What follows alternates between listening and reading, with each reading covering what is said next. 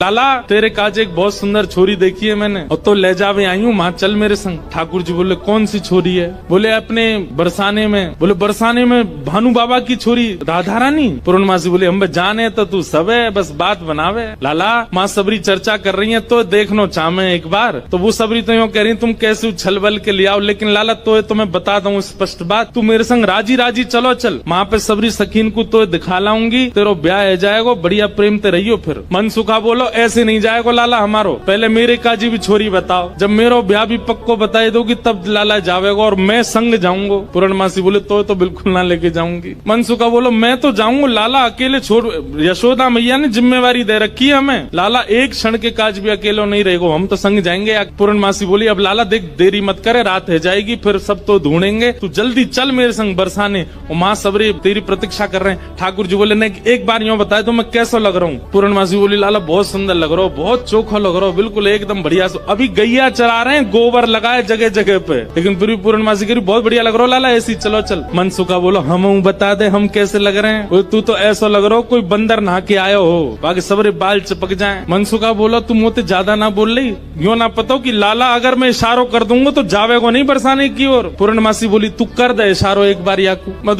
मनसुखा बोलो लाला तू बरसानो नहीं जाएगो। पूर्णमासी बोली लाला संध्या हरी जल्दी चल। सोई ठाकुर जी चल दिए। मनसुखा बोलो लाला तेने बढ़िया हमारी यारी नभाई है, हम एक बार हमारी बात मान जा तो रुक जा तो ने। बोले अरे ब्याह के काज में 6 महीना ते इंतजार कर रहा हूँ, जैसे तैसे हैरो तो है ना देगो, तेरी बात बाद में मान लूंगा मैं, अभी जान दे। मनसुखा बोलो मैं भी चलूंगा। खूब पूर्णमासी ने मना करी, लेकिन मनसुखा बोलो मेरे बिना नहीं जाएगा, मैं चलूंगा। मनसुखा भी गयो। मनसुखा रास्ता में बोलो कैसो दिन आ गए हो भैया, बता दुल्हा पैदल पैदल जा रहा है, अरे कोई बैलगाड़ी तो मंगा ले, कोई घोड़ा तो मंगा ले, कोई ऊंट तो मंगा ले। पूर्णमासी बोली तुम जैसे इनके ब्याह है रहे यही बहुत बड़ी बात है, पैदल ही चल दो। बोले देख मैं तो पैदल चलूंगा, लेकिन लाला पैदल इतना दूर बरसानो पैदल थोड़ी जाएगा, या के काजे अब तेरे काजे ऊंट कहाँ ते लाऊं मैं, तेरे काजे घोड़ी कहाँ ते लाऊं मैं? मनसुखा बोलो वैसे जरूरत तो ना है, तुम नेक और झुक जाओ तो तुम ही काफी हो, तुम पे बैठ जाओ, थोड़ी तो झुकी भाई हो, नेक और झुक जाओ। लेकिन पूर्ण ब्रज में सबको सुख मिलता है ठाकुर जी के साथ। पूर्णमासी नेक और झुक गई, ठाकुर जी अपने कंधा पे बैठा लिए, दोनों तरफ पैर लटका करके ठाकुर जी मुंह दिखाई करवे जा रहे हैं, अपना ही मुंह दिखावे जा रहे हैं। पूर्णमासी कह रही लाला पहली बार आयो बरसाने? ठाकुर जी कह रहे हैं हाँ पहली बार आयो हूँ। बोले हाँ प्रत्यक्ष रूप में तो पहली बार लाला आयो है, वैसे तुझन कितनी बार आ चुको? खुद ही कंधा पे बैठे बैठे रास्ता बता रहे, आगे ते बाएं मुड़ जाइयो,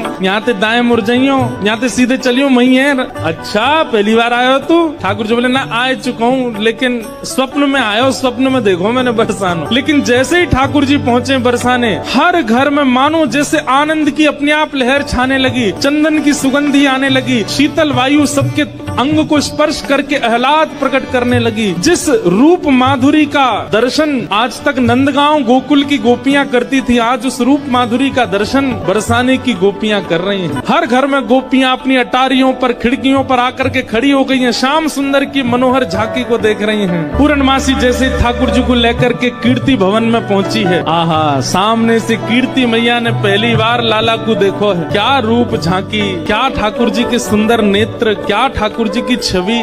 कीर्ति मैया को इतने भागे, मन तो हुआ कि अभी गोद से उतारूं, अभी भामर पड़वा के ब्याह कर दूं लाली को। लेकिन जाए करके जैसे ही पहुंचे तो पहुंचते ही स्वागत ही ऐसा कि अच्छा तो जई है वो कारे कारे कारे काले कलूटे। ठाकुर जी की रूप माधुरी पर ही आक्षेप करने लगी सब। ठाकुर जी को बैठा करके सब सखियां घेर करके बैठी हैं और अब आपस में चर्चा करनी है। बीच में मनसुखा भी बैठा है। सखियां आकर के बोली मैया जमाई तो आयो संग में, मुंह दिखाई करवावे आयो संग में, पर ये अपने गांव ते बंदरन ने काई को लिया आयो संग में। मनसुखा बोला हम बंदर ना है, हम लाला के सखा हैं, हमारे कहे बिना कछु ना करे लाला, हम कहें तो उठे, हम कहें तो बैठे, हम कहें तो चले, हम कहें तो सोवे, हम कहें तो खावे। धीरे से देख रहे हैं ठाकुर जी अब की मान जाइयो, अगर कछु कहें तो, पिछली बार तो चल दियो। सब सखियां ठाकुर जी को कोई कान पकड़ के देख रही है, मैया कान तो ठीक है यहाँ के, नाक पकड़ के देख रही, मैया नाक ठीक है या की, आंखन में घूर घूर के देख रही, बोले मैया आंख ठीक है या की। मुखमंडल देख रही हैं, हाथ देख रही हैं, पाम देख रही हैं, चलवा के देख रही हैं, चलवा के देख रही हैं, सब गोपी करी मैया चाल तो बढ़िया है, लेकिन नेक ऐसी लगे जनानी सी, जनानी समझे, ऐसा लगे नेक नेक कोई छोरी चल रही है का। अरे ना है लाला, हमारो जब गैया चरावे जावे तब देखो बिल्कुल ऐसी मर्दानी सी चाल चले, ऐसा मत कहो। सब ठाकुर जी को घेर करके विविध विविध प्रकार की बातें कर रही हैं। एक गोपी बोली,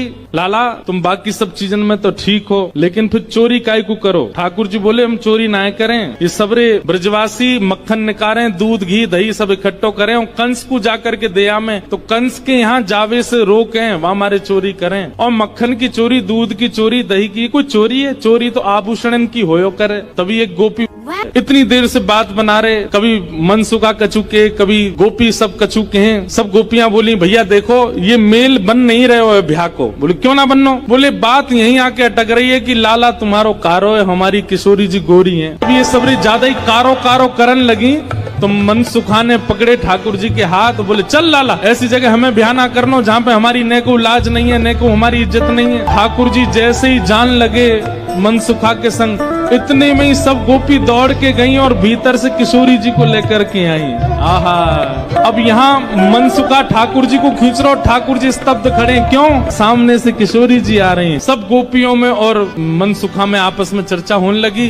अरे भैया मनसुखा तू अपने लाला यहाँ ते ले जा। बोले काय को? बोले हमारी किशोरी जी तो कमल जैसी, उनके सामने जो भोरा कितनो बुरो लगेगो, बगल में बैठो कैसो लगेगो, या हमारे तुम तो यहाँ ते ले जाओ। ये कितनों मुस्कुरा के सुंदर लग रहे हो, पर किशोरी जी की आती इनकी सबरी मुस्कुराहट फीकी पड़ेगी। सब सखियां कह रही हैं बोले ले जाओ अपने लाला, कहीं और ही ब्याह कर लो। तो फिर अगली पंक्ति में मनसुखा कह रहे हैं क्या? जैसी संध्या है जाए सो कमल मुरझा जाए, अपनी पंखुड़ी ने समेट ले, ऐसे ही लाली आपकी कितनी सुंदर हो, कितनी खिली कमल सी हो, लेकिन लाला के आते ही इनके समस्त तेज को, समस्त योग को, समस्त बल को हमारो लाला ले लेगो। ऐसा है नहीं, पर मनसुखा कह रहा है। मनसुखा कह रहा हूँ हमारो लाला जैसी लाली के बगल में बैठेगो, सबरो तेज तुम्हारी लाली को अपने अंदर ले लेगो। ठीक है हम अपने लाला ले जा रहे हैं। और जैसे ही ठाकुर जी को हाथ पकड़ करके मनसुखा ले जाने लगो, दो चार सखीन के मुख मुरझाए गए। तो मानो जाते जाते कह रहे हैं मन में पछता हूँ मैं, अब भी समय बोल दो तो हम रुक जाएं, लाला ती ब्याह करा देंगे श्री जी को। हमें पता है मनी मन तो आप सब लोग ये सोच रहे हैं कि आपकी किशोरी जी से भी ज्यादा सुंदर आपको वर मिल रहा है। जैसे ही हाथ पकड़ करके ठाकुर जी को मनसुखा ले जाने लगो, बरसाने थे, इतने में ही सखी गई और भीतर से किशोरी जी को लेकर के आई। मनसुखा कह रहा हूँ मेरो लाला मेरी बात माने, अब मैं कह रहा हूँ चल लाला देख मेरे संग नंदगाम जा रहा है। इतने में सखी सब किशोरी जी को लेकर के आई।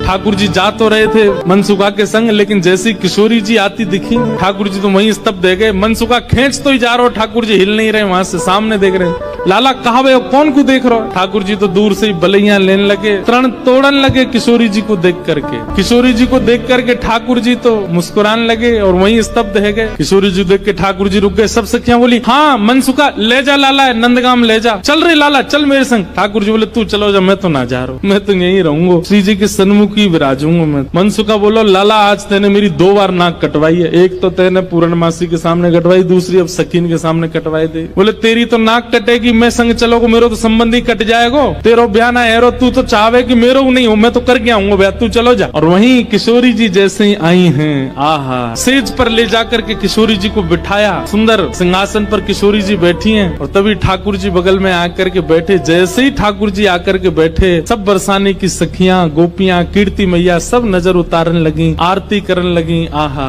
इतने सुंदर लग रहे हैं दोनों, आनंद में भर गए सब। ठाकुर जी तो बस किशोरी जी को ही निहार रहे हैं और कोई छवि नेत्रन में आई नहीं रही है। ठाकुर जी तो ऐसे निहार रहे हैं मैं मानो जैसे नवीन कोई उपमा प्रकट। किशोरी जी के सामने जैसे बैठे, कीर्ति मैया से पूर्णमासी बोली मैया देख लो कैसी छवि लग रही है, कैसा अद्भुत लग रहा है स्वरूप। मैया बोली ना मैं तो मनी वैसे ही चिंता कर रही, वास्तव में ऐसा लग रहा हो कि जैसे मानो हमारी लाली और ये लाला दोनों एक दूसरे के काजे ही बने हैं, दोनों की छवि एक दूसरे के काजे ही प्रकट भई है। आहा ठाकुर जी के बगल में बैठती किशोरी जी कैसी लग रही है, मानो जैसे किशोरी जी तो कोई स्वर्ण की अंगूठी है और वह स्वर्ण की अंगूठी में नील मणि श्री कृष्ण लगे हुए। दर्शन करके सब सखियां, सब बरसाने की गोपियां निहाल हो गई। सब कहने लगी मैया अब तो तुम मुहूर्त मत करवाओ, अब तो तुम कोई की प्रतीक्षा मत करो, ब्याह कर ही दो, आज लाला सही हाथ पड़ गयो आगे। कीर्ति मैया मनी मन विचार कर रही, बोले विवाह तो मन में तो है ही चुको है, मन में तो सबके भामर पड़ गई है ठाकुर जी की और किशोरी जी की। ठाकुर जी से सब लोग बोलने लगे, बोले देखो रूप में सुंदर है वे ते काम नहीं बनेगो, हमारी श्री जी के समान गुण है कि नहीं तुम्हारे अंदर। मनसुखा बोलो देख लो, जो कहोगे हमारो लाला करके दिखाई देगो, सब करवे में निपुण है हमारो लाला। मनसुखा कहने लगा लाला वंशी बजाए के दिखा दे इन लोगों। ठाकुर जी ने जैसे ही वेणुनाद अपने अधर पर धारण करी, वंशी अपनी कोमल उंगलियों से उसके चित्रों को आच्छादित करते हुए जैसे ही प्राण पिरोए वंशी में, आधे से ज्यादा जितनी सखियां वहां खड़ी थी सबको मूर्छा जैसी आने लग गई। जिन जिन पर किशोरी जी की दृष्टि पड़ रही थी केवल वो बची, बाकी सब तो जैसे मूर्छित हो। जैसे ही ठाकुर जी को वृंदावन में प्रादुर्भाव भयो है, कैलाश पर बैठे हुए देवादिदेव महादेव विचलित है गए, बोले ओहो ठाकुर जी पर ब्रह्म प्रकट भये हैं, मैं दर्शन करवे जाऊंगा। महादेव पधारे और सब गोपीन से आकर के कह रहे हैं हम भविष्य बताते हैं, यशोदा मैया को जाके कहो कि अपने लाला से मिलवाए हमें। यशोदा मैया से कोई गोपी ने जाकर के कही, बोले मैया द्वार पे एक जोगी आयो है, तो कह रही है आप लाला को एक बार दिखवाए दो, गंडा वंडा बांध जाएगा, नजर नहीं लगेगी लाला को। यशोदा मैया ने जैसे अटारी पे चढ़ के ऊपर से झांक करके देखे महादेव को स्वरूप कैसो है।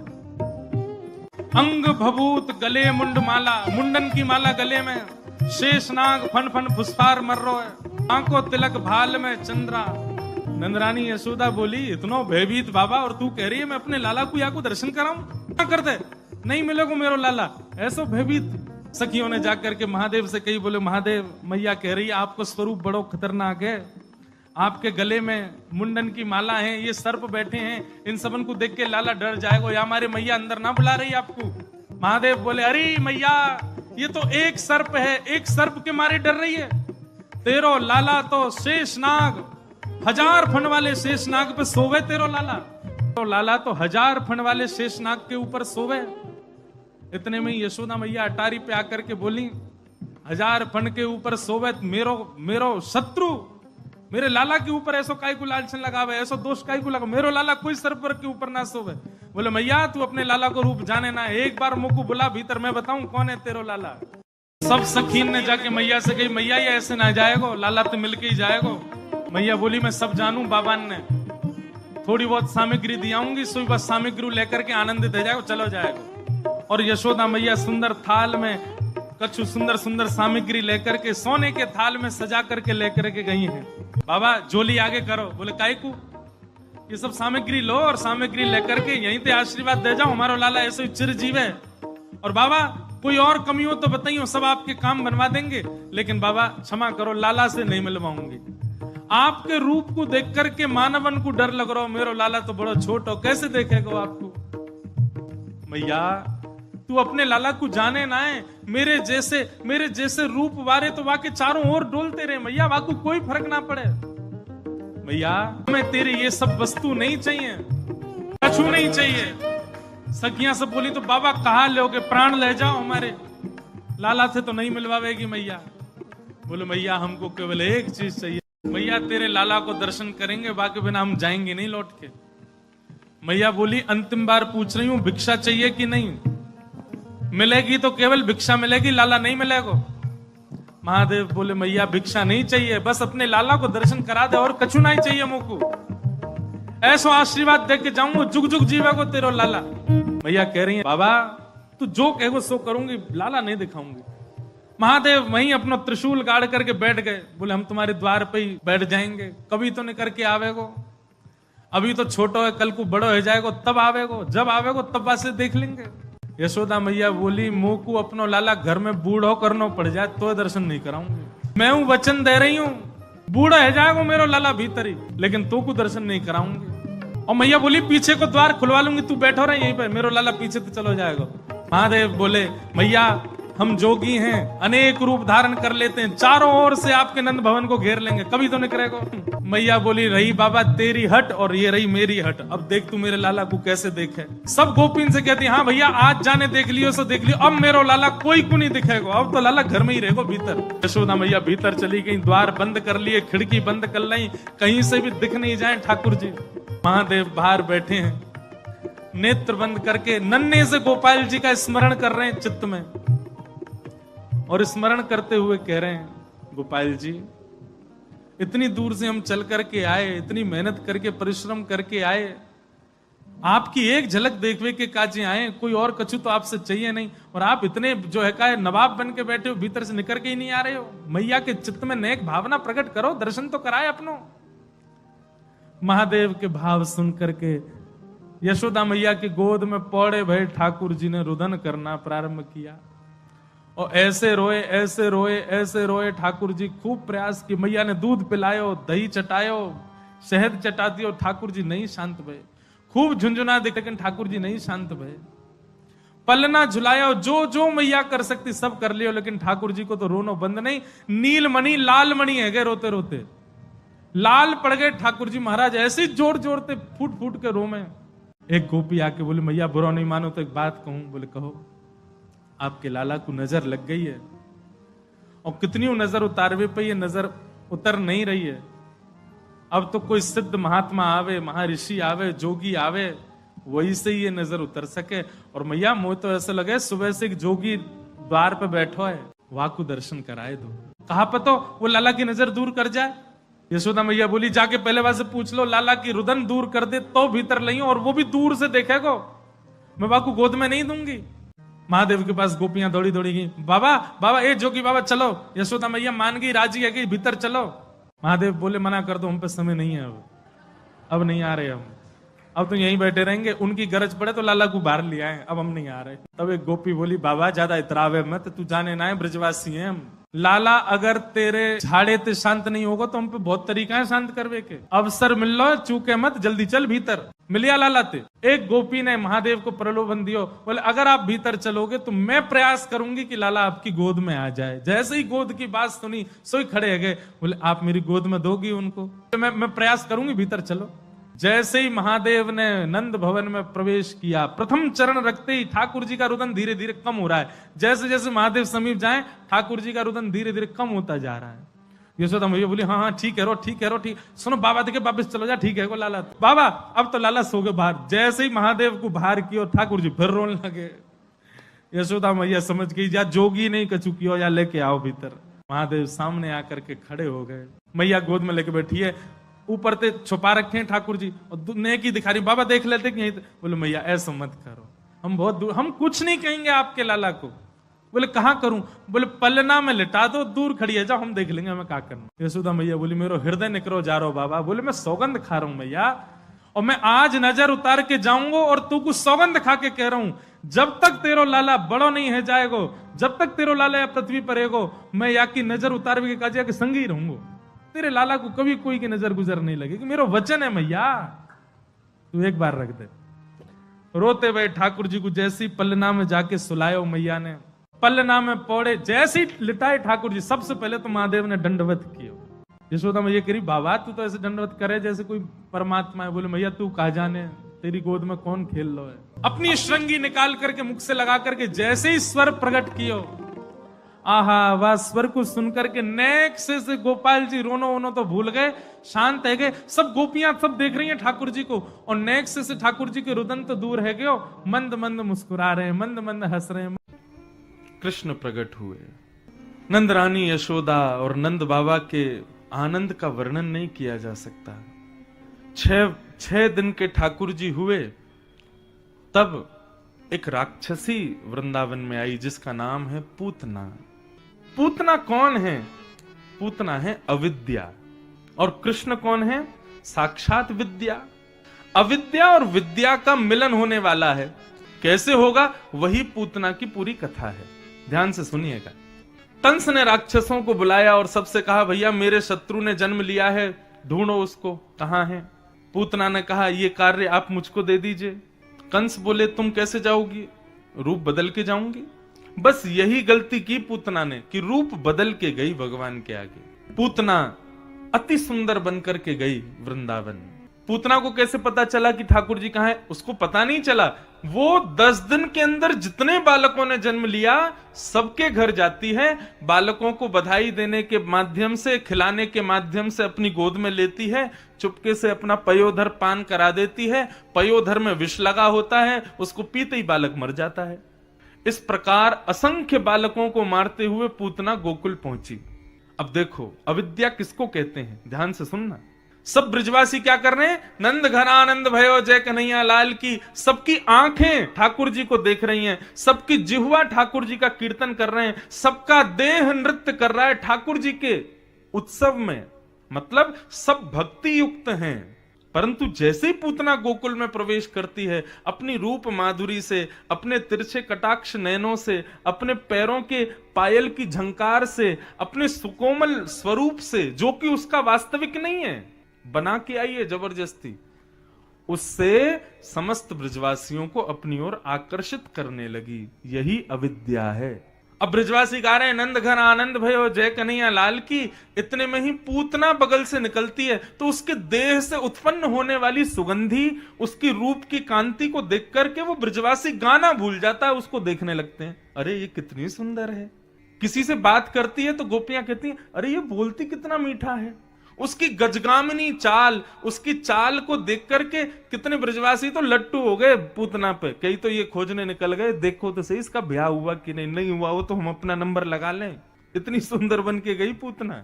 पूतना आई, पूतना के रूप को देख करके सब मोहित हो गए। सब उसकी चाल, उसके ढाल, उसके नेत्र, उसके रूप, उसके स्वर, सब उसी पर मोहित हैं। इतने में ही पूतना प्रवेश करती है और कुछ गोपियों से पूछती है अरे बहन जरा यो बताओ ये नंद भवन कहाँ को है। तब गोपियां तो एक बार को स्तब्ध हो गई, उत्तर ही नहीं दे पा रही थी, उसके रूप पर इतनी मोहित हो गई। पुत्रा ने कही अरे बहन मैं तुमसे पूछ रही हूँ ये नंद भवन कहाँ है। तब एक ने बताया, बोले ये दो यमलार्जुन के जो वृक्ष है ना, ये जहां खड़े हैं तुमको दूर से दिखाई दे रहे हैं, ये नंद भवन में ही हैं, आप इनको देख के चली जाओ। यमलार्जुन के वृक्षों को देखते हुए पूतना गई और नंद भवन में पहुंच गई।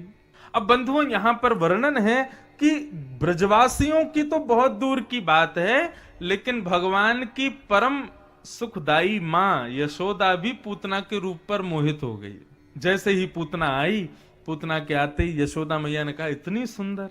अरे विधाता, यदि इस पूतना की भी कोई बालिका होगी ना, तो इस सुंदरी की भी कोई बालिका होगी भी ना, तो मैं अपने लाला को वही से ब्याह करा दूंगी। क्यों, मैया इतनी सुंदर है तो बालिका कितनी सुंदर होगी। भगवान मनी मन विचार करने लगे, बोले मैया जिनको तुम हमारी सासू मां बनाना चाह रही हो मारने आई हैं हमको। पूतना ने अपनी रूप माधुरी से, अपनी वाणी से मैया को भी रिझा लिया। सब मोहित हो गए पूतना पर। कुछ गोपियां आई, आकर के यशोदा मैया को बाहर ले गईं। पूतना बोली मैं लाला को संभाल लूंगी, आप थोड़ा हुआ हो।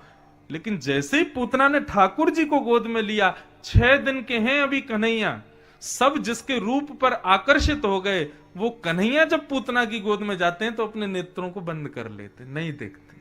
तू भले ही बहुत सुंदर कपड़े पहन के आई है, भले ही तुझमें से बहुत महक आ रही है, तू भले ही बहुत सुंदर श्रृंगार करके आई है, लेकिन मैं तुझे नहीं देखूंगा। क्यों? क्योंकि तू अपने स्वभाव को, स्वरूप को बदल करके आई, आडंबर कर रही है। यहां पर आकर के आडंबर करने वाला ठाकुर जी को प्रिय नहीं है। पूतना ने भगवान को गोद में लिया, भगवान ने पूतना को नहीं देखा। मुझे पूतना के प्रसंग में सबसे बड़ी बात यह लगती है कि पूतना से बड़ा अभागा कोई नहीं है और पूतना से बड़ा सौभाग्यशाली भी कोई नहीं है। अभागा इसलिए कोई नहीं है, पूतना इतना श्रृंगार करके गई लेकिन ठाकुर जी ने उसको नहीं देखा, ये उसका अभाग्य था। अच्छा एक और बात कहूं, पूतना ने यदि श्रृंगार ठाकुर जी से मिलने के लिए किया होता तो ठाकुर जी देखते। उसने श्रृंगार ठाकुर जी को मिलने के लिए थोड़ी किया था, उसने तो सब जगह विश्वास प्रकट करने के लिए, ताकि मुझे कोई रोके ना। पूतना का श्रृंगार, पूतना का स्वरूप, पूतना का स्वभाव संसार के लिए है। यदि ठाकुर जी के लिए होता तो ठाकुर जी देखते। पूतना ने अपना पयोधर भगवान के मुखमंडल में दिया, भगवान ने विष को पिया, उसके दुग्ध को पिया, उसके पुण्यों को पिया, पापों को पिया, रस तत्वों को पिया, और पीते पीते पीते पीते पीते पीते ठाकुर जी ने अंत में कस करके पूतना के प्राणी शमम रोष शमन वितो पिबत, ठाकुर जी ने पूतना के प्राणों को निकालना शुरू किया। और जैसे ही पूतना के प्राण निकलने लगे, थोड़ी देर तो पूतना बैठी रही, लेकिन थोड़ी देर बाद व्याकुल होने लगी, घबराहट होने लगी, पसीना युक्त होने लगी, धीरे धीरे उसका सारा मेकअप धुल गया। ये विशाल नेत्र, बड़ी बड़ी भौहें, बड़े बड़े कान, काला कलूटा स्वरूप, बड़ी बड़ी जटाएं, बड़े बड़े दांत, नाखून आदि राक्षसी रूप में प्रकट हो गई पूतना। भगवान ने जैसे ही प्राणों को निकाला है, अरे बालक छोड़, अरे लाला छोड़, अरे बालक छोड़, चिल्लाने लगी। तो 6 दिन के कृष्ण, अभी दांत भी नहीं निकले, दांत भी तो बहुत दिन बाद, क्या 6 दिन का बालक तो स्वयं को संभाल भी नहीं पाता, लेकिन 6 दिन के ठाकुर जी बोल पड़े, मौसी जी हम पे तो पकड़ वो ही आवे, छोड़ वो ना आवे, और एक बार जाकू पकड़ लेना तो फिर ठिकाने लगा के छोड़ें। कभी कभी लगता है पूतना के प्राण तो भगवान के स्वर सुन के ही निकल गए होंगे, 6 दिन का बालक बोल रहा है। और पूतना का विशाल विकराल स्वरूप नंद भवन के पीछे जाकर के गिर पड़ा, पूतना के प्राण निकल गए। बोलो पूतना मर्दन भगवान की। ठाकुर जी उठे, पलना से जैसे ही उठे, जोड़ते अपनी आंख मीड़ी, सोई जगन्नाथ भगवान की तरह पूरा काजर फैल गो ठाकुर जी को। घुंघराले केश नेक बिखर रहे हैं, मोर पिछ अपने अपने शीश पर धारण कर रखा है। सुबह उठते ही बालक को कोई नहीं चाहिए, अपनी मैया चाहिए। मैया कहाँ है, मैया पास जाऊंगो, मैया पास जाऊंगो। यशोदा मैया दही बिलो रही है। ठाकुर जी गए और ऐसे दही बिलोती भाई यशोदा मैया के दोनों भुजान के नीचे से भीतर आए और सामने आके मैया के आगे खड़े है गए। आंखन को काजर फैल गयो है, सो के उठे, आंख भी खुले ही नहीं रही हैं, केश पूरे घुंघराले मुख पर आ रहे हैं ठाकुर जी के। और मैया से कह रहे, मैया जे बता, तो को दूध ज्यादा प्यारो है कि तेरो पूत प्यारो है, बता। मैया बोली, लाला तू भी सवेरे सवेरे उठ के कैसी बात न करो करे, चल हट जा, मुझको दही बिलोन दे। ना है मैया, पहले बता तू को दूध प्यारो कि पूत। मैया बोली, मोए तो मेरो पूत प्यारो है, दूध काई को प्यारो होगो। अच्छा मैया, तो फिर एक काम कर, मैं तो बहुत प्यारा लगू ना। बोले हाँ, अपनी गोद में लिटाए के मुंह को अपना दूध पिवाए दे। मैया मुंह को बहुत जोर की भूख लगी है, मुंह को दूध पिवाए दे। यशोदा मैया तुरंत ठाकुर जी को अपनी गोद में लिया और मैया को ठाकुर जी दूध पी रहे हैं और मैया दही भी बिलोती जा रही है। यहां ठाकुर जी जैसे मैया का दूध पीने लगे, सामने चूल्हे पर अंगीठी पर गैया का दूध उबल रहा था। संपूर्ण दूध उबल करके उफन करके बाहर आने लगा, स्वयं को जलाने लगा, नष्ट करने लगा। यशोदा मैया यहां दही बिलो रही और मैया ने जैसे ही देखी कि दूध उफन करके बाहर आ रहे हो, सो मैया ने विचार किया, अरे ये तो सबरो दूध जर जाएगा। तुरंत मैया ने गोद में बैठे ठाकुर जी को नीचे पटका, दूध संभालने चली गई। ठाकुर जी खड़े है गए, अब ही मैंने पूछी तो को दूध प्यारो कि पूत, तो बोली पूत प्यारो, और बाद दूध के पास भाज गई मैया। ठाकुर जी बोले, मैया ठीक है, आज या दूध को ही देखूंगा मैं, हैं ये ज्यादा प्यार हो तो मुझे छोड़ के भाज जाए। सो ठाकुर जी ने एक बड़ो सा डंडा उठायो और जो मैया दही बिलो रही थी उस मटकी में ही मारा, मटकी फोड़ दी। और इतना ही नहीं, इतने क्रोध में भर गए ठाकुर जी, गौरस भंडार में गए, जितनी मटकियां थी मैया यशोदा की सब फोड़ दें। यशोदा मैया ने दूध संभाला और संभाल करके पीछे मुड़ करके देखा तो मां दही की हंडी फूटी पड़ी है और सबरे मटका फूट रहे हैं और लाला उछल उछल करके सबरे मटकान को फूटतो जा रहा है। यशोदा मैया बोली, लाला बिगड़ गयो, आज मैंने लाला को यदि दंड नहीं दियो तो बहुत बिगड़ जाएगा। यशोदा मैया ने तुरंत अपनो पल्लू खोस करके और एक छड़ी उठाई, बोले रुक जा दारी के तो बताऊं मैं। और मैया जैसी छड़ी लेकर के भागी हैं पीछे, आगे आगे ठाकुर जी भाग रहे हैं चौकड़ी मार करके, और मतलब ऐसे भाग रहे हैं मानो जैसे पीछे कोई शेर पड़ गयो हो। अब यशोदा मैया तो बेचारी 80 बरस की, फिर भी पीछे दौड़ रही हैं और ठाकुर जी चौकड़ी मार के यहां थे वहां कूदते कादते भय दौड़ रहे हैं। थोड़ी दूर पहुंचे होंगे कि यशोदा मैया तो थक गई और बीच रास्ता में बैठ गई, जोर जोर से सांस लेने लगी, अपने पसीना पहुंचने लगी। इतने में ठाकुर जी ने पीछे मुड़ के देखी और पीछे मुड़ करके देखी यशोदा मैया बैठ गई, एक वृक्ष की आड़ में चले गए और वहीं से कह रहे मैया का भयो, तू भाग क्यों ना रही मेरे पीछे। यशोदा मैया बोली लाला मैं थक गई हूं ना, अब बूढ़ो बड़ो शरीर है, तू इतना दौड़ावे मुंह को, अब मैं हार गई हूं।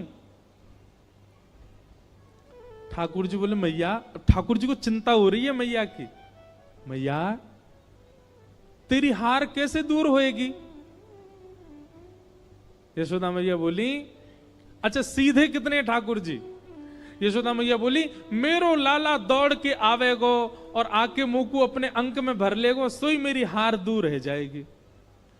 सो ठाकुर जी एक बार तो दौड़े मैया की ओर और दौड़ के फिर रुक गए। मैया बोली कहा भाई लाला आजा।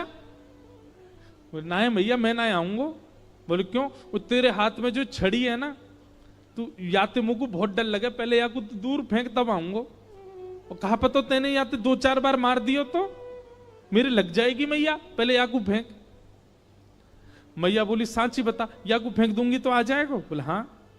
मैया ने जैसी छड़ी फेंकी ठाकुर जी दौड़ करके गए, बिल्कुल विचार नहीं किया कि मैया मुझे पकड़ लेगी, दौड़ करके गए और मैया के अंग से लग गए और जाके मैया के प्रश्वेत संभालने लगे। मैया तू तू तू ठीक है, जा तू हारे मत। यशोदा मैया को पहले तो बहुत सुख मिला, ठाकुर जी अंक में आ गए, पर थोड़ी देर बाद यशोदा मैया ने चेहरे का रंग बदला, कहने का ढंग बदला, तुरंत लाला पकड़ लिए जोर से। अब आयो हाथ में, चल तो बताऊं मैं अभी। ठाकुर जी बोले मैया तू तो यूं कह रही कि मैं तो ना पकड़ूंगी। बोले मैं तो झूठ बोल रही तो थे। अच्छा मैया तू झूठ बोले, मैं तेरो लाला ना हूं आज के बाद, पूरे गोकुल में हल्ला कर दूंगा मैं तो नंद बाबा को लाला हूं, यशोदा को लाला ना हूं। यशोदा झूठ बोले, हाँ बोल दियो जाए करके। अब तो उखलते बांधूंगी और आज ना तो रोटी मिलेगी ना मक्खन मिलेगो, खड़ो रहे पूरे दिन, ऊधम मचावे। यशोदा मैया के अंक में भर गए। मैया तो पकड़ के ले गई और लाला को जाकर के ऊखल से बांधन लगी। जैसे ही रस्सी ला करके मैया ने ऊखल से लाला के पेट में बांधनी चाहिए, सोई रस्सी छोटी पड़ गई। मैया बोली रस्सी छोटी कैसे पड़ गई। मैया गई और बड़ी रस्सी लेकर के आई। बोले हाँ अब याते बंध जाएगो। मैया ने जैसी ऊखल में लेकर के और जैसे ही ठाकुर जी को, ये छोटी पड़ गई। क्यों। तो कहते हैं दाम का मतलब होता है रस्सी और उदर का मतलब होता है पेट। ठाकुर जी सारी रस्सी को अपने पेट में भरते जा रहे हैं, इसीलिए उनका नाम पड़ गया दामोदर। यशोदा मैया ने सबरी गौशाला की रस्सी इकट्ठी करके एक तो एक बांध दी। अब तो बंधेगो, लेकिन अब के भी जब बांधा तो रस्सी फिर छोटी पड़ गई।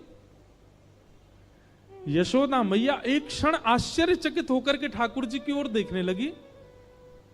इतनी बड़ी रस्सी लेके आई, ये छोटी कैसे पड़ गई। और यशोदा मैया के चित्त में अचानक भाव उत्पन्न होने लगा। गर्गाचार्य जी कह के गए थे नारायण समो गुण, पर कहीं नारायण ही तो नहीं है, क्योंकि परमात्मा ही किसी बंधन में नहीं आ सकता। सामने खड़े भगवान ने जैसे ही देखा कि मैया मुंह को भगवान मान रही है, सोई ठाकुर जी ने कही मैया और कितनी जोर से बांधेगी, देख मैं तो बंध गो। तभी मैया देखती है कि वो रस्सी पूरी बंध गई और गांठ लग गई ठाकुर जी को, बंध गए ठाकुर जी। जैसे ही गोविंद दास जी पद गाते थे, गुसाई जी श्रृंगार करते थे ठाकुर जी का, गोविंद दास जी पीछे खड़े खड़े पद गाते थे। तो जैसे ही गुसाई जी श्रृंगार करते करते थोड़ा श्रृंगार लेने के लिए नेक दूर जाते, ठाकुर जी ऐसे खड़े खड़े नीचे से एक मोती उठाते, मोती उठा के ये मारते टक के गोविंद दास के सिर पे। और जैसे ही गोविंद दास के सिर पे लगती, गोविंद दास कहते माने ना दारी की तो बताऊं रुक जा। जैसे ही वो मोती लेकर के वापस गोविंद दास मारते, तब तक गुसाई जी वापस आ जाते। और गुसाई जी के आते ही वो मोती ठाकुर जी की जगह गुसाई जी में जाके लग जाता। गुसाई जी कहते हे गोविंदा तू ठाकुर जी को मोती मार रहा है। गोविंदास बोले मेरो माथो देखियो, ये गुम्माटो फूल को ये आपके लाला ने मारो मोए। आपको लाला ऊधम मचावे वो ना दिखाई दे आपको, और मैं नेक कछु कह दूं सो मुंह पे चिल्ला रहे हो, मुंह पे बरस रहे हो, या समझा लो बहुत ऊधम मचावे ये। ऐसी लीला करते हो। गोसाई जी के नेत्रों में आंसू आ जाते, बोले गोविंदा तू कितना भाग्यशाली, तेरे संग ठाकुर जी लीला करें। गोविंद दास के साथ ऐसी ऐसी लीला करते महाराज। तो दोपहर के समय जैसे मंदिर बंद होते, ठाकुर जी महाराज फेंटा कस के आ जाते, ए गोविंदा चल खेलवे चल रहे हैं। ठाकुर जी गोविंद दास के संग खेलने जाते। एक दिन ठाकुर जी बोले, गोविंदा तू घोड़ा बन जा, मैं तेरे ऊपर बैठ के डोलूंगो। गोविंदास जी घोड़ा बन गए। घोड़ा बन के ठाकुर जी ऊपर बैठ गए और गोविंदास की दो पौनी बना दी ऐसी, और दो पौनी इनको ही ऐसे पकड़ पकड़ के ठाकुर जी चला रहे हैं। और ठाकुर जी तो खेले भैया, कछु भी कर सकें। गोविंदास के ऊपर बैठ गए और उसको चलाने लगे। अब चलते चलते गोविंदास रुक गए। तो ठाकुर जी बोले, ए गोविंदा चल, ए मेरे घोड़ा चल। गोविंदास जी बोले, जय जय जय जय, नेक उतर जाओ। ठाकुर जी बोले, काय को? गोविंदास जी बोले, लघु शंका लगी है, नेक मुझे जानो है, नेक उतर जाओ। ठाकुर जी बोले, ऐसी बात कर रहे हो गोविंदा हैं? कोई घुड़सवार घोड़ा पे बैठ के घूमे और घोड़ा को लघु शंका आवे तो वो का यूं के, ओ भैया नेक उतर जा, मैं लघु शंका करके आऊं, फिर बैठियो मेरे ऊपर। गोविंदास जी बोले, तो कहा आज्ञा? बोले, आज्ञा वो ये जो कह रहा हूं, जैसे घोड़ा बिना आज्ञा लिए अपने व्यक्ति को ऊपर बैठा के सब काम कर ले, वैसे तू कर ले। तो गोविंदास जी ऐसे घोड़ा बन करके चल रहे हैं, ठाकुर जी ऊपर बैठे हैं और सब कर आए काम। अब इतने में ही कोई व्यक्ति वहां से जा रहा था। अब उस व्यक्ति को ठाकुर जी नहीं दिख रहे हैं, उसको गोविंदास चलते चलते दिख रहे हैं। उसने जब देखा, अरे राम राम राम राम जी, गोविंदास जी क्या? महाराज किसी व्यक्ति ने गोविंदास जी को ऐसे देख लिया, ओहो जी तो ऐसे ही डोल रहा है और चलते फिरते ही कर रहा है। गोसाई जी से जाकर के शिकायत कर दी और गोसाई जी से कही, बोले गोसाई जी आपने गोविंदास को बहुत सिर पर चढ़ा लिया आज। अरे भाई, खड़े होके लघु शंका करना भी मना है शास्त्रों में, वो तो ऐसे बैठ करके चलते चलते कर रहा था, वस्त्रों में ही कर रहा था, इतना अपवित्र, और आप उसको मंदिर की सेवा देते हो। गोसाई जी को सुन करके अच्छा नहीं लगा। शाम को स्नान आदि करके दूसरे वस्त्र पहन करके गोविंदास आए। आकर के आपने गोसाई जी को प्रणाम किया तो गोसाई जी ने मुंह फेर लिया।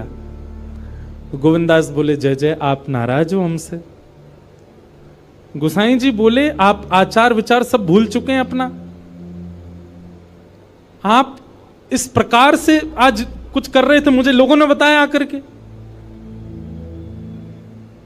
गोविंदास जी बोले, आपकी बात है जाए तो मैं बोलूं? बोला हाँ बोलो। बोले, मोते मत कहो, अपने लाला को समझाओ। जय हट करके बैठे, जय जिद करे, कहा करूं, कहां तक समझाऊं जाकू मैं? आज मुंह को घोड़ा बना लियो और घोड़ा बना के मेरे दो पौनी बना के ऐसे ऐसे चला रहे मुंह। तब मैंने इनसे कहीं जय जय नेक उतर जाओ, मैंने एक लघु शंका कर आऊं, स्नान कर आऊं, फिर बैठ जाइयो। तो मुझे बोले, घोड़ा कभी आज्ञा ले, तू तो मेरा घोड़ा है, ऐसी कर ले। इनकी आज्ञा सो मैंने कियो, मैंने अपनी इच्छा सो नहीं कियो। नहीं, मैं क्यों करूंगा ऐसा?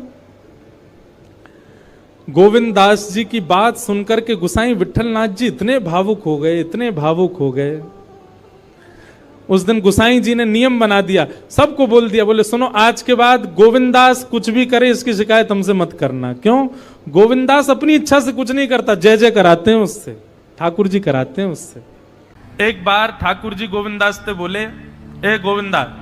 बोले, हाँ, मेरो दाल बाटी खावे को मन हेरो है, तो दाल बाटी चूरमा। ठाकुर जी बोले, ए गोविंदा, ऐसे ही बोलते थे, बोले मोए दाल बाटी खानी है। गोविंदास बोले, 56 भोग बनते हैं रसोई में, अपरस में मुंह पे पट्टी बांध करके महाराज रसोईया बनाता है। अपरस में यमुना जी का जल आता है वहां से, वृंदावन से, उसके जल में सुंदर प्रसादी बनती है। इतने सुंदर शुद्ध भोजन को छोड़ के यूं कह रहे दाल बाटी खानी है। ठीक है, मैं आज बोल दूंगा रसोई घर में बनवा देता हूं। बोले, ना रसोई की ना खानी तो? बोले, तेरी कदम खंडी में आऊंगा। गोविंदास जी जहां बैठ करके भजन चिंतन करते थे, मंदिर से थोड़ा दूर था, सुंदर वन था गिरिराज जी में। बोले, मां आऊंगो और वहीं पे तू कंडा, वही गोबरी कंडा में बना, और कंडा में बना के तैयार कर, मैं आऊंगा वहीं खाऊंगा। गोविंदास जी बोले यहाँ सब लोग आपको मंदिर में पूजने आते हैं, आप यहाँ पे भगवान हो, ऐसे कहीं खाने पीने आओ। बोले कोई को पता थोड़ी चलेगी, मैं आ जाऊंगा, तू चिंता मत करे, तू सुन तैयारी कर ले, आज मैं तेरे यहाँ आके प्रसाद पाऊंगा। गोविंदास जी चुपचाप मंदिर से भाग गए, किसी को बताया नहीं। किसी को पता थोड़ी कि ठाकुर जी ऐसे बाहर भी चले जाते हैं, सबको लगी अंदर ही रहते हैं ये। गोविंदास जी दौड़ करके गए, बढ़िया कंडा में बढ़िया उपले उपले लगा करके, महाराज बाटी बनाई, दाल चढ़ा दी, सुंदर, ठाकुर जी आएंगे पाने। एक पंथ दो काज, ठाकुर जी को दो लीलाएं एक साथ करनी थी। एक तो गोविंद दास के संग सुख लेना है, और एक झाड़ू लगाने वाला गिरिराज जी की तलहटी में झाड़ू लगाता था, उसको मंदिर में प्रवेश नहीं करने देते थे लोग। तो वो बेचारा बाहर खड़ा खड़ा ही दर्शनार्थियों से पूछता था कि ठाकुर जी दिख कैसे रहे हैं, मुझे ये बता दो। दर्शनार्थी आकर के बताते थे, नीली ठाकुर जी ने बाघा पहना है, गले में मोतियों की माला है, मकराकृत कुंडल है, ऐसा टिपारा ठाकुर जी के सिर पर रखा है, और ऐसा ठाकुर जी का श्रृंगार है। तो वो बाहर खड़ा खड़ा नेत्र बंद करके सुन सुन करके ही अपने चित्त में एक झांकी बना लेता था, और मन में सोचता था ऐसे दिख रहे होंगे ठाकुर जी। पर रोज प्रार्थना करता था, नाथ मुझे लगता है इस जन्म में तो आप मुझे कभी नहीं दिखोगे, भगवान इस जन्म में तो मैं आपके योग्य नहीं हूं, पर मेरे पर बस इतनी कृपा कर दो कि अगला जन्म मुझे दीजिएगा, तो कुछ नहीं तो चेंटी बना देना, तो चेंटी बन करके मैं आपके 56 भोग में ही आ जाऊंगा, भीतर आके आपका दर्शन कर लूंगा, लेकिन मुझ पर अनुग्रह कर देना। ठाकुर जी उसके इस भाव से इतने रीझ गए। गोविंद दास को बोला था कि दाल बाटी खाने आएंगे, अब मंदिर बंद करके सब तो चले गए वहां से, सब लोग भोजनालय में भोजन प्रसाद पाने लगे। ठाकुर जी मंदिर से निकले अचक करके बाहर, गिरिराज पर्वत के ऊपर विराजते थे। जैसे ही बाहर निकल करके आए तो गिरिराज पर्वत के नीचे ही वही झाड़ू लगाने वाला, वो नेत्रों से आंसू बह रहे थे, ठाकुर जी का चिंतन कर रहा था। आज ठाकुर जी ऐसे दिख रहे हैं, सिर पर चांदी का मुकुट पहना है, ठाकुर जी ने आज गुलाब का इत्र लगाया है, ठाकुर जी के ऐसे ऐसे मकराकृत ठाकुर जी के कटाक्ष, वो सब चिंतन कर रहा था। ठाकुर जी नीचे उतर करके जाने लगे, इतने में ही ठाकुर जी ने लीला करी और जोर जोर से ठाकुर जी चिल्लाने लगे, अरे जल्दी ते आइयो, देखियो मेरे पाम में कांटो लग गयो, अरे जल्दी ते कोई आओ या कांटे को निकारो, मुझको तो बहुत दर्द है रो है, अरे भैया जल्दी आओ जल्दी आओ। अब ये स्वर जैसे ही सुना उस झाड़ू लगाने वाले ने, उसके नेत्र खुल गए, उसने देखा, बोले कि ये स्वर कहां से आ रहा है। उसने जैसे ही नेत्र उठा करके ऊपर देखा, तियों की माला पहनी है, मकराकृत कुंडल पहना है, चांदी का मुकुट चमक रहा है मस्तिष्क पर, ठाकुर जी के केश घुंघराले लहरा रहे हैं, और ठाकुर जी अपनो एक पाम हाथ में पकड़ करके और एक पैर पर लंगड़ी जैसे खेलते हैं, ऐसे ठाकुर जी कूद रहे हैं यहां से वहां। नीचे से झाड़ू लगाने वाले लिखे, अरे ऐसा पुरुष तो मैंने जीवन में कभी नहीं देखा, ये कैसा पुरुष है। नीचे से ही ठाकुर जी को देखने लगा, अब स्वरूप उसको पता था, तो उसने कही ये जरूर ठाकुर जी होंगे, वहीं से प्रणाम करें। ठाकुर जी बोले प्रणाम कर रहा हूं, दारी के जल्दी ऊपर आ, कांटो लगो मेरे पाम में, या को निकार। बोलने लगा, बोले मैं ऊपर नहीं आ सकता, गुसाई जी मारेंगे, सब लोग डांटेंगे मुझे। अरे नहीं गुसाई जी ऐसा कुछ ना कहें, ये सब तो बाहर के लोगों ने नियम बना दिए, मैं तो सबसे मिलूं, तू आजा जल्दी ऊपर।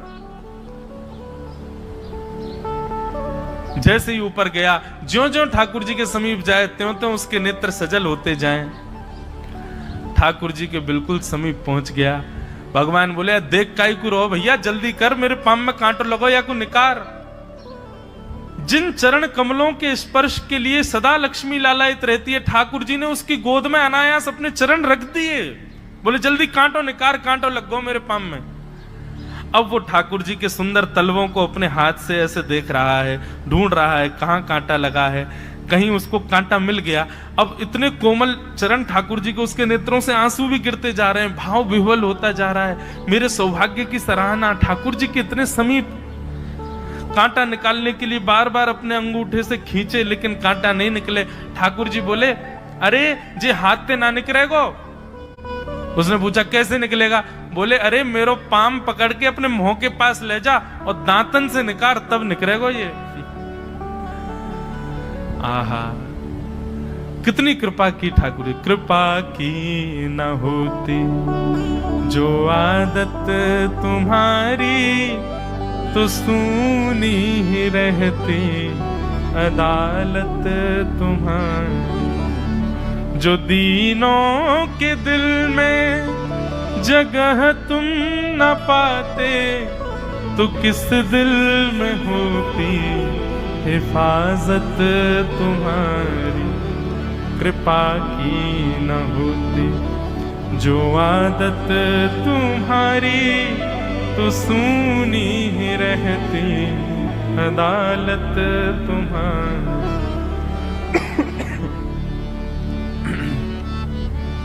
कितनी कृपा। उसने कांटा निकाला मुख से। ठाकुर जी बोले अब चल, मुंह से चलो ना जा रहा। गोविंद दास ने अपनी कदम खंडी में दाल बाटी बनाई है, मुंह ले चल वहां पे। बोला कैसे लेके चलूं? बोले तेरे कंधान पे बैठ जाऊंगा मैं।